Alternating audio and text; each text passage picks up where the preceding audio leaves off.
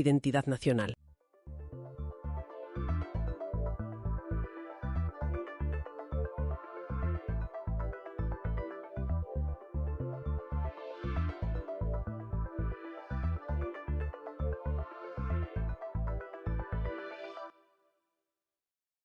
Bienvenida a este análisis en profundidad. Hoy nos metemos en un tema que, cada 3 años se lía pardísima. Genera titulares, debates políticos encendidos y, sobre todo, una ansiedad tremenda en sistemas educativos de todo el mundo. Hablamos del informe PISA. Efectivamente. Y es que es una operación a escala planetaria, ¿eh? Hablamos de un estudio que coordina la OCDE desde el año 2000 y que busca, evaluar los sistemas educativos. ¿Cómo? Pues midiendo el rendimiento de alumnos de 15 años en 3 áreas que consideran fundamentales: matemáticas, ciencias y lectura. Vale, la misión de nuestro análisis de hoy, basándonos en un artículo muy completo que repasa toda su historia y su impacto, es desentrañar qué es PISA, cómo funciona y, lo más importante, por qué se ha convertido en una herramienta tan poderosa. Vamos a ver su impacto en las políticas, los famosos rankings y, ojo, también las críticas, que no son pocas. Que son muy importantes. A ver, pues vamos a desgranar esto. Para empezar, ¿qué mide PISA exactamente? Porque tengo esta sensación de que no es un examen de cole típico de los de memorizar la lista de los Reyes Godos y soltarla. Has dado en la clave. Esa es la idea fundamental para entenderlo todo. PISA no busca medir si un alumno ha memorizado el currículo de su país. O sea, no es un control de lo que has dado en clase. Para eso ya hay otras cosas, ¿no? Exacto. Para eso hay otras pruebas, como TIMSS, por ejemplo. El objetivo de PISA es distinto. Es evaluar lo que ellos llaman alfabetización o la competencia en esas 3 áreas. Alfabetización. Pero no te refieres a saber leer y escribir, supongo. No, en un sentido mucho más amplio. Se refiere a la capacidad de los estudiantes para aplicar sus conocimientos, sus habilidades, para resolver problemas, en contextos del mundo real. A ver. O sea, no te preguntan qué sabes, sino qué sabes hacer con lo que sabes. Ponme un ejemplo para que quede más claro, porque eso de aplicar conocimientos suena muy bien, pero es un poco abstracto, ¿no? Claro. Mira, en matemáticas, la prueba no se va a centrar tanto en si un alumno sabe, resolver una ecuación de 2º grado de memoria.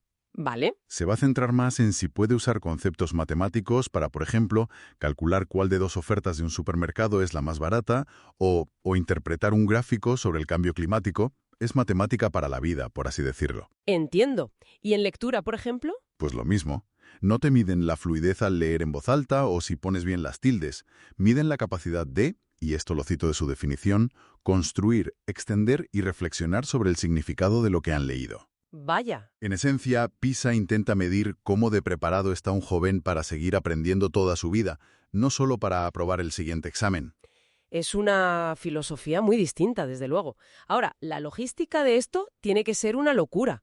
¿Cómo coordinas una prueba así en decenas de países tan diferentes? El método es muy específico y muy estandarizado, claro, para que los resultados sean, en teoría, comparables. Ajá. Todo empieza con el muestreo. Se eligen estudiantes que tienen entre 15 años y 3 meses y 16 años y 2 meses. Y esto es importante, ¿eh?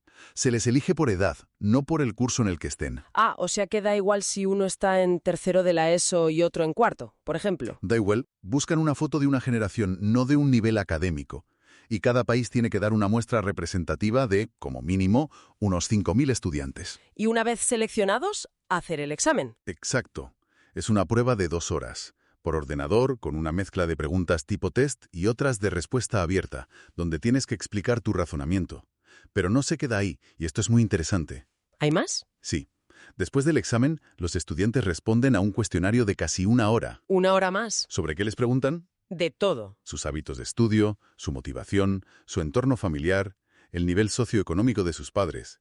Y no solo ellos, los directores de los coles también rellenan un formulario detallado sobre el centro. ¡Ostras! Sobre los recursos, la autonomía, el clima escolar. Intentan coger no solo el resultado, sino todo el contexto que lo rodea. Vaya, no es solo la nota del alumno, es una radiografía completa del sistema. Pero aquí me surge una duda técnica. Si los sistemas son tan distintos, los exámenes no serán idénticos para todos. ¿Cómo consiguen que la nota de un chico de Japón sea comparable a la de una chica de México? Aquí entra la cocina estadística, que es, Es compleja y, como veremos, también muy controvertida. Los resultados se escalan. ¿Escalan? Sí, mediante unos modelos estadísticos. Bueno, el nombre técnico es modelos de teoría de respuesta al ítem. Uf, eso suena a doctorado en estadística. Para que nos entendamos, es como una especie de sistema de handicap, como en el golf, pero para exámenes, para que todo sea justo. Es una analogía bastante buena. En esencia, sí. Es un modelo que permite poner todos los resultados en una misma escala. Se establece de forma artificial una media de la OCDE de 500 puntos y una desviación estándar de 100 para cada área. Ah, vale. Y eso crea esa vara de medir común que permite no solo comparar a México con Japón, sino, y esto es lo crucial para los políticos, ver la evolución de México a lo largo del tiempo, de un informe a otro. Y aquí es donde la cosa se pone seria. Porque PISA ha dejado de ser un simple estudio para ser una fuerza que moldea políticas educativas en todo el mundo. El artículo que manejamos habla del efecto PISA. Sin duda. Y es un efecto con varias caras. El artículo lo divide en 3 grandes áreas de influencia. La primera es simplemente la creación de un conocimiento que antes no teníamos. ¿Cómo? Estas bases de datos gigantescas han permitido comparaciones a una escala que era impensable. Y sus hallazgos muchas veces han desafiado dogmas educativos que llevaban ahí décadas. ¿Como por ejemplo? Pues, por ejemplo, la idea de que es bueno separar muy pronto a los alumnos. Ya sabes, los listos, por un lado, a un itinerario académico y los demás a uno vocacional. Ajá. Los datos de PISA sugieren, de forma muy consistente, que los sistemas que son más equitativos y que tienen mejores resultados tienden a mantener a los estudiantes juntos en un tronco común durante más tiempo.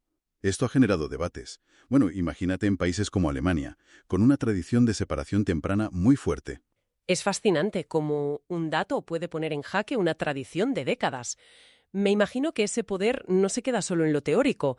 O sea que los países empiezan a cambiar sus propias reglas para jugar mejor al juego de PISA, ¿no? Exactamente. Ese es el segundo nivel de influencia, el cambio en las políticas nacionales de evaluación. Muchos países están, de forma muy consciente, adaptando sus exámenes y sus currículos para que se parezcan más a los de PISA. Lo usan como referencia. Como un benchmark internacional, ¿sí? Las competencias que mide PISA de repente se incorporan a los estándares educativos nacionales. Y esto nos lleva al tercer punto, que supongo que es el más potente y el más polémico. La influencia directa sobre las reformas políticas. El famoso shock PISA de Alemania. Exacto. El caso de Alemania en el 2000 es el ejemplo de manual. Sus primeros resultados fueron inesperadamente bajos. Un desastre para un país que se veía como una potencia educativa. Y esto provocó una auténtica crisis de conciencia nacional. ¿Samen tiene tanto poder? O sea, ¿puede anular décadas de autonomía de los Länders, los estados alemanes?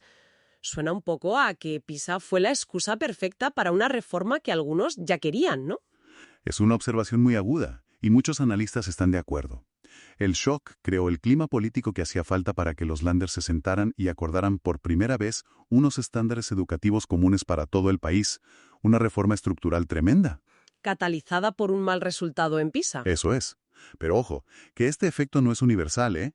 En Hungría, por ejemplo, unos resultados igual de decepcionantes no provocaron casi ningún cambio. Lo que me lleva a pensar que se corre el riesgo de que los políticos usen estos datos como les convenga, como un buffet libre donde cada uno coge lo que le interesa para justificar su postura. Totalmente. Ese es uno de los mayores peligros. Los responsables políticos usan los rankings para legitimar reformas que ya tenían en mente, dándoles una pátina de evidencia internacional. Y el artículo da ejemplos concretos. Sí, muy claros. En Portugal, se usaron los datos para justificar un sistema de evaluación de profesores nuevo y muy polémico. Una conclusión que, según los expertos, no se deducía para nada de los datos del informe. Y supongo que no solo pasa con los malos resultados. Los que sacan buenas notas también lo usarán a su favor. Por supuesto. El caso de Finlandia, que es el alumno modelo de PISA. Pues sus ministros usaron los excelentes resultados para promover políticas para estudiantes superdotados. De nuevo, una interpretación muy particular de los datos. Claro. Y esto nos lleva a una pregunta fundamental que plantea el artículo. ¿Son los datos de PISA lo suficientemente robustos para soportar el peso de decisiones políticas tan importantes? Porque en la práctica, la OCDE, un organismo técnico y no electo. Acaba marcando la agenda educativa de medio mundo. Exacto. Ese es el quid de la cuestión. Hablemos entonces de lo que acapara todos los titulares, los rankings. Esa tabla que provoca euforia en unos ministerios y crisis de gobierno en otros. Los últimos resultados de 2022 volvieron a coronar a los países asiáticos. Sí, el patrón es muy consistente, y cada vez más. Singapur fue el número 1 absoluto en las 3 categorías. Y le siguen de cerca otras economías como Macao, Taiwán, Hong Kong, Japón, Corea del Sur, con un dominio en matemáticas que es abrumador. ¿Y Europa? La mayoría de países europeos, como España, Alemania o Francia, se mueven en torno a la media de la OCDE. Pero más allá de la tabla, que es lo que se queda en el titular, las historias de cada país están llenas de matices y de polémicas muy reveladoras. El artículo destaca varias. Muchísimo, y vale la pena pararse en ellas. Empecemos por el gigante, por China. Su participación es peculiar. No compite como país entero. Ah, no. No, compite con una selección de sus regiones más desarrolladas, Pekín, Shanghái, Jiangsu y Zhejiang. Y, como era de esperar, arrasan. Pero ahí está el gran asterisco junto al nombre de China, ¿verdad? La enorme controversia sobre a quién están evaluando realmente. Exacto. La polémica gira en torno al sistema JUCO, que es una especie de registro de residencia. En la práctica, obliga a muchísimos hijos de trabajadores migrantes a volver a sus provincias de origen, que suelen ser más pobres y rurales, para hacer la secundaria. O sea que los están excluyendo de la muestra de las grandes ciudades. Podría estar sesgando la muestra de una manera brutal. ¡Ostras! Eso es demoledor. Entonces, cuando leemos Shanghái lidera el ranking PISA, en realidad deberíamos leer la élite de las familias locales de Shanghái lidera el ranking PISA. Cambia por completo la historia. Se calcula que hasta un 27% de los jóvenes de 15 años que viven en Shanghái están excluidos del sistema escolar de la ciudad y, por tanto, de la prueba PISA. ¡Vaya tela! A pesar de esto, su éxito o el de esta muestra seleccionada ha sido increíblemente influyente. El método Shanghái se ha convertido en una especie de santo grial educativo. Suena muy bien en un titular, importar el método Shanghái, pero ¿de verdad se puede trasplantar un método educativo? El contexto cultural, social, todo es radicalmente distinto. ¿No es una simplificación un poco peligrosa? Es la gran pregunta, pero eso no ha impedido que países como el Reino Unido hayan importado profesores y técnicas de enseñanza de Shanghái, enviando ministros y trayendo a cientos de docentes chinos para intentar replicar su éxito. Otro caso fascinante que menciona el artículo es el de la India. Es casi lo contrario a China. Es un caso de estudio. La India participó por primera vez en 2009. El resultado fue un desastre. Quedó en el puesto 72 de 73 países. Uf. Su reacción fue retirarse de las siguientes ediciones. Alegaron una desconexión sociocultural en las preguntas. Decían que no eran justas para sus estudiantes. Y lo más increíble es que parece que negociaron su vuelta con condiciones. Sí, eso parece. Para futuras ediciones, la OCDE habría accedido a adaptar culturalmente algunas preguntas para la India. El ejemplo que se cita es cambiar aguacate por mango en un problema, para que fuera más relevante para los alumnos. O sea, un caso único de un país que consigue que el test se adapte a él, ¿y no al revés? Es como quejarte al árbitro y conseguir que te agrande la portería solo para ti, tal cual. Y luego tenemos las polémicas en casa, en Europa. El caso de Suecia. Suecia sufrió una caída muy fuerte y continuada en sus resultados. El líder de la oposición llegó a hablar de crisis nacional. Pero la controversia fue a más. ¿Qué pasó? En 2020, un periódico sueco destapó que el país podría haber inflado sus resultados de 2018 al excluir de la prueba a un número inusualmente alto de estudiantes de origen inmigrante, que estadísticamente suelen tener peores resultados. ¡Qué fuerte! Y para rematar, las críticas del Reino Unido. Que estas son especialmente graves porque no vienen de políticos, sino de estadísticos. Y son durísimas. Esto ya no es un debate de opinión, es un ataque a los cimientos de la prueba. Académicos de mucho prestigio como Harvey Goldstein de la Universidad de Bristol o Hugh Morrison de la Queen's University de Belfast. ¿Qué dicen? Pues han llegado a afirmar que el modelo estadístico sobre el que se construye PISA tiene errores fundamentales. Morrison llega a decir que estos errores hacen que los rankings directamente no tengan ningún valor. Eso es una acusación de una gravedad enorme. No es una crítica política, es a la matemática que sostiene todo el edificio. ¿Y cuál ha sido la respuesta de la OCDE? Según estos académicos, el silencio. Denuncian que la OCDE ignora sistemáticamente estas críticas. En palabras de Goldstein, PISA tiende a decir demasiado sobre lo que puede hacer y tiende a no publicitar sus aspectos negativos. Vale. Pongamos todo esto sobre la mesa. Tenemos un impacto político gigantesco, pero al mismo tiempo una lista de controversias muy, muy seria. Si las juntamos, el panorama es Preocupante. un torpedo a la línea de flotación de la prueba. Si recopilamos las críticas principales que señala el artículo, la primera es evidente: los sesgos en el muestreo. La sospecha de que algunos países, como China, solo presentan a sus mejores regiones o excluyen a los estudiantes más desfavorecidos. Exacto. La segunda, la que acabamos de ver, la propia validez estadística. Los sacerdotes de los datos, los matemáticos, cuestionando la base del modelo. Si tienen razón, todo el castillo de naipes se derrumba. Y la tercera es el posible impacto negativo en la propia educación. El artículo cita una carta abierta firmada por académicos de todo el mundo que argumentaba que PISA está, literalmente, perjudicando la educación. ¿Por qué? ¿Cuál es el argumento? Pues que fomenta una estandarización global que empobrece, que empuja a los países a reducir sus currículos para centrarse solo en lo que se puede medir en la prueba. Es el clásico efecto de la farola. Buscas las llaves debajo de la farola no porque las perdieras ahí, sino porque es donde hay luz. Y corremos el riesgo de que la educación se centre solo en lo que ilumina el examen, dejando a oscuras la creatividad, la ética, el arte. Exactamente. Y hay un último punto que me parece demoledor. Cómo las medias nacionales, esa cifra que sale en los titulares, ocultan desigualdades internas brutales. El ejemplo de Brasil. El ejemplo de Brasil es el más claro. La media de Brasil como país es baja. Pero si separas los resultados, sus escuelas privadas de élite superarían a Finlandia, mientras sus escuelas públicas se hundirían por debajo de Perú. Vaya. Ese número único, la media nacional, no solo no dice nada sobre esta brecha social, sino que activamente la oculta. Es peor que inútil, es engañoso. Entonces, ¿con qué nos quedamos de todo esto? PISA es sin duda una herramienta de evaluación global influyentísima. Ha transformado el debate sobre educación. Pero está lejísimos de ser esa verdad absoluta, ese termómetro infalible que a veces nos venden. Exacto.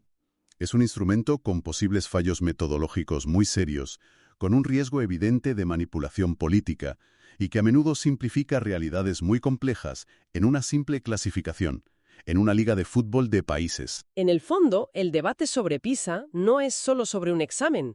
Es un debate mucho más profundo sobre qué valoramos en la educación, qué es el éxito de un sistema y cómo creemos que debe medirse. Precisamente. Refleja esa tendencia global hacia la medición, los datos, la rendición de cuentas. Pero nos obliga a preguntarnos si lo que es fácil de medir es siempre lo más importante para formar a un ciudadano.